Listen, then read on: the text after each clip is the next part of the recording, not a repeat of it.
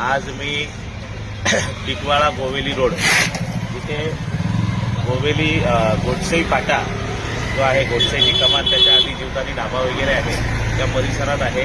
हा टिटवाळा गोवेली रोड आता एवढा भयानक आणि धोकादायक झालेला आहे का आज वार आहे शनिवार 13 डिसेंबर 2025 रोजी सकाळी साधारणतः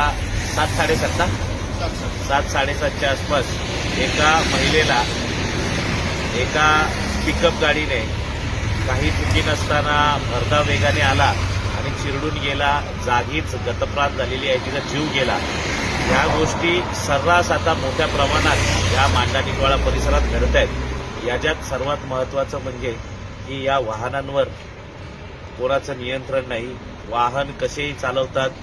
माझी पोलीस प्रशासनाला विनंती आहे, वाहतूक विभागाला विनंती आहे की ह्या सगळ्या ज्या वाहन आहेत, म्हणजे बाईक चालवत असतील किंवा पिकअप असेल, कुठल्याही गाड्या असतील, हे जे काही महत्त्वाचे रस्ते आहेत, टिटवाळा गोवेली रोड असेल, रिजन्सीचा जो नवीन उड्डाण पूल मांडा ईस्ट वेस्टला जोडलेला आहे तो, त्याच्यानंतर खारवालीचा एरिया, रिंग रूट जो आंबिवली टिटवाळ्याला जोडतो, या महत्त्वाच्या रोडवर जरा जास्त आपण बोलतो ना तशी कारवाई